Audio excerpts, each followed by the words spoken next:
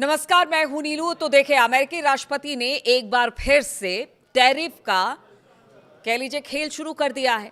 अब ये खेल आखिर क्यों शुरू किया गया है? बीच में वो थम गए थे। ईरान पर हमले लगातार हो रहे हैं, युद्ध में भारी नुकसान हो रहा है और अब ये कहा जा रहा है कि इस नुकसान की भरपाई कहां से करेंगे। तो एक बार फिर से टैरिफ का खेल शुरू कर दिया अमेरिकी राष्ट्रपति डोनाल्ड ट्रंप ने। देखिए, डोनाल्ड ट्रंप ने अभी कुछ दिन पहले, मतलब 8 से 10 दिन के भीतर, दो बड़े बड़े देशों पर किसी पर 100% टैरिफ लगाए हैं। कनाडा की बात की जाए, उस पर टैरिफ भारी भरकम लगा दिया है और अब 60 व्यापारिक साझेदारों पर नए टैरिफ लगाने की उन्होंने घोषणा कर दी है।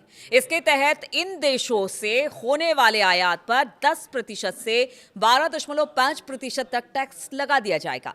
भारत से आने वाले आयात को 10% वाली टैरिफ श्रेणी में रखा गया है।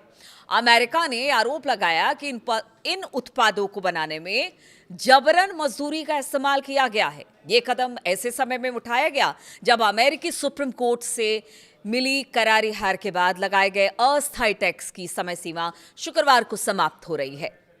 समाचार एजेंसी ANI ने अधिकारियों के हवाले से बताया कि शुरुआत में नई दिल्ली पर 12.5% टैरिफ लगाने की योजना थी, लेकिन लेबर प्रैक्टिस पर हुई अच्छी बातचीत के बाद भारत को कम दर वाली कैटेगरी में जगह मिली है। यूएस ट्रेड रिप्रेजेंटेटिव यानी USTR ने बताया कि भारत उन 17 देशों में शामिल है जिन पर कम यानी कि 10% टैरिफ लगेगा। इस स्लैब में शामिल देशों में ब्रिटेन, कनाडा, इंडोनेशिया, मैक्सिको और बांग्लादेश भी है।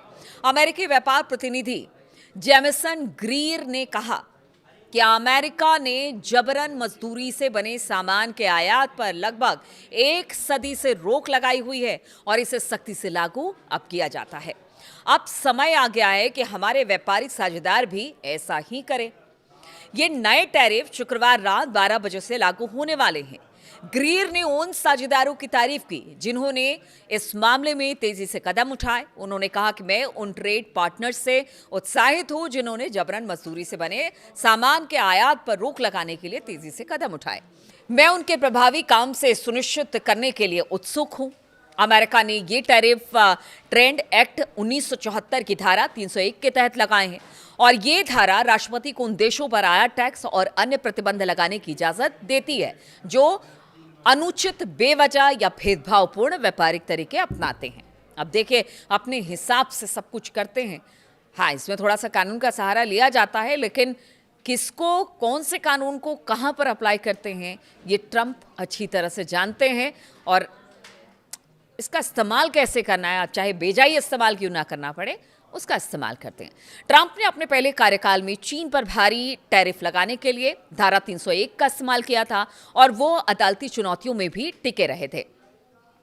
अब धारा 301 के तहत और टैरिफ लगाए जाने की संभावना है, क्योंकि अमेरिकी व्यापार प्रतिनिधि के कार्यालय ने 16 देशों के खिलाफ जांच शुरू की है कि क्या उन्होंने जरूरत से ज्यादा सामान का उत्पादन किया है, जिससे कीमतें गिरी और वैश्विक बाजार में अमेरिकी कंपनियों को नुकसान हुआ। इन 16 देशों से अमेरिका का 70% आयात होता है। अभी तक इन देशों के खिलाफ जांच पूरी नहीं हुई है।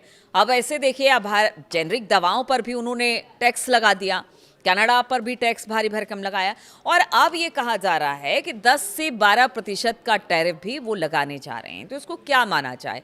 क्या ये अमेरिका जिस तरह के नुकसान झेल रहा है, उस पैसे की भरपाई क्या फिर से इसी तरह के टैरिफ के साथ कानूनी हथकंडे अपनाते हुए डोनाल्ड ट्रंप करेंगे?